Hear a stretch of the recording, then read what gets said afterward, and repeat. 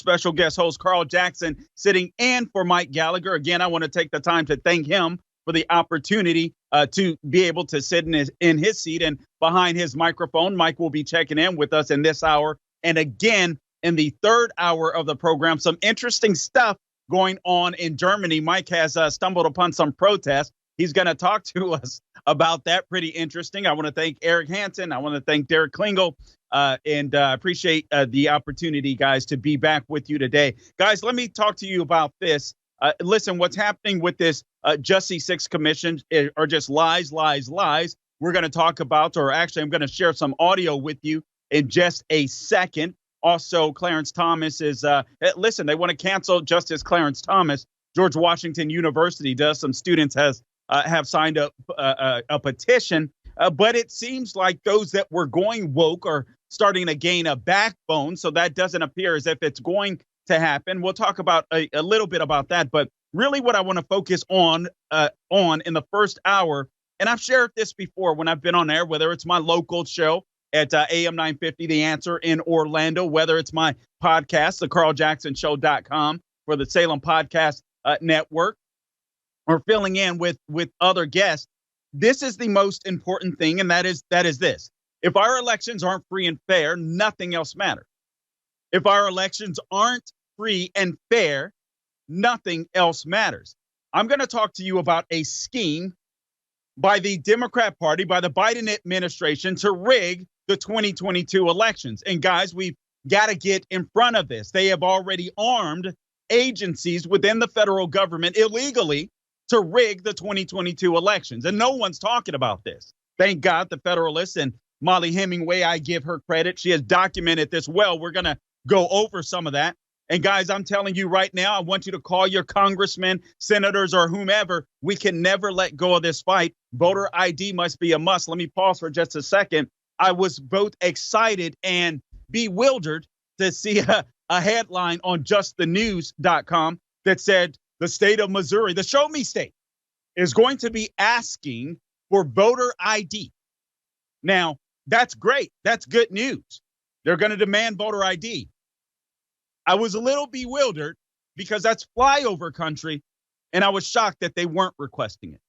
Guys, it's time for our state legislatures to get their houses in order so we don't see a repeat of chaos like we saw in 2022. Now, I'm blessed and privileged to live in the state of Florida underneath the leadership of the GOAT, Ron DeSantis, the greatest governor of all time. I understand not all of you are as blessed as I am. I get it.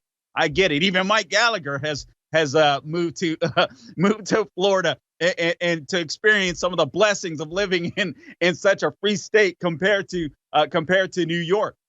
So I get we live in different states, but guys, we cannot turn the pressure off. If we're going to turn this country around, it's going to be up to we, the people. I want to play this audio clip for you from Jim Jordan, Congressman Jim Jordan. Guys, we know what's been happening on the Justice 6 committee is a complete hoax. This latest witness, Hutchinson, it took 24 hours to totally discredit her. You saw pictures of her, I'm sure, over news outlets where she's giving Liz Cheney this big hug. I mean, just absolutely insane. But when I share with you some of the information that I'm getting ready to share with you about the attempts of the left to rig the election, your jaw is going to drop, and hopefully you'll be motivated to call your congressman and your state, both nationally, the U.S. House of Representatives, and also your state legislatures. This is something we have to get a hold of. We thought when H.R. 1 failed that we were in the clear.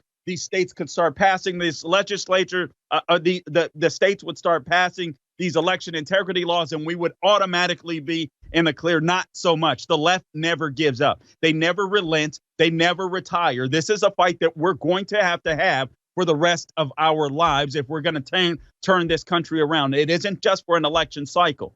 We can lose freedom at the drop of a dime. In one generation, Ronald Reagan reminded of us of that. Excuse me. But before I go on, let me go ahead and play this clip of Jim Jordan slamming the January 6th committee. Eric, please hit it. And understand, all we've got from this committee is lie after lie after lie. They lied about Bernie Kerrick's travels. They lied about Representative Loudermilk's tour. They lied about Jenna Ellis's documents. They lied about Eric Hirschman's notes. They lied about the Secret Service. They lied about me twice, a text message that I forwarded to the Chief of Staff and a video clip. All we have got from them is lie after lie after lie. So we are not going to get the truth, particularly when there's no chance to cross-examine and no chance to see the documents. I mean, think about all the lies we've caught them in, and that's without having any access to the transcripts of the depositions. So many things they're telling us have to be false based on the simple fact we've caught them in 7 lies without seeing any of the evidence. All right, so lie after lie after lie. We caught them in lies daily. And guys, I just want to remind you, because in the second hour, I am going to be talking about how your barbecues are getting more expensive. I know this news is hit. I'm going to put a little bit of a ghetto fabulous spin on it. And also, can Republicans save the middle class? And listen, I hate to rely on the Republican Party per se. I'm a Christian conservative American that happens to be black. And the reason why I typically vote, or actually I vote for Republicans, I don't vote for Democrats, but I have voted for libertarians, particularly locally in the past, is because I try to align. I vote for people that are more closely aligned with my values. It's why I can never vote for the Democrat Party. It simply will not happen. But I got to say this, and guys, this is all a distraction. We're paying for this Jussie 6 committee hearing hoax. I want to know how much we're paying for this nonsense as Americans struggle to living paycheck to paycheck. But I also want to talk about this. Again, this is what's going to be my focus for the first hour. In the third hour, I'm going to get into the recruitment problems that the military is having under the leadership of this Joseph R. Biden. But every state, every one of you need to make sure that we have a couple of things in play. There's a lot of things that Republicans need to do once they get into office. And guys, we have to demand, we cannot rely on Republicans per se. They are only a vehicle that we're going to use as American citizens, as we the people, to get our agenda passed. And it's got to start with election integrity. If these states haven't done this by now, I don't know why the heck flyover country, the show me state, hasn't asked people to show me their ID up until now.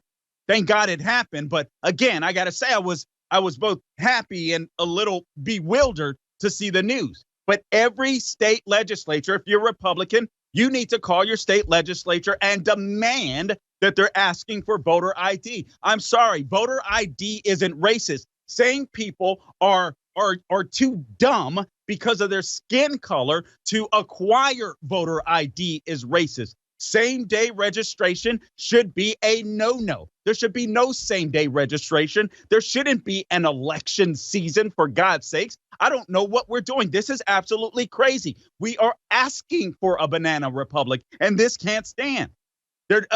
Election day must be election day. Do you know in states like California, you can literally vote on election day. You can vote days after election day. What are we doing?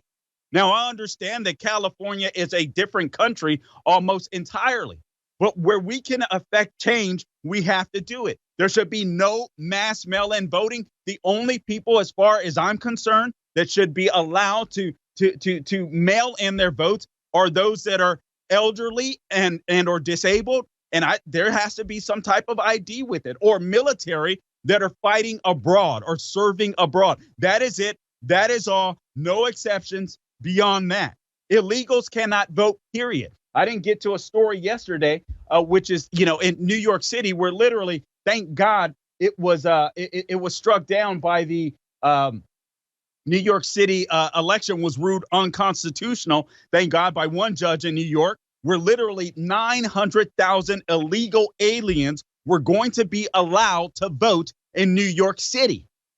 This is absolutely crazy. No, I'm sorry. I know people like early voting. Hey, it's very convenient.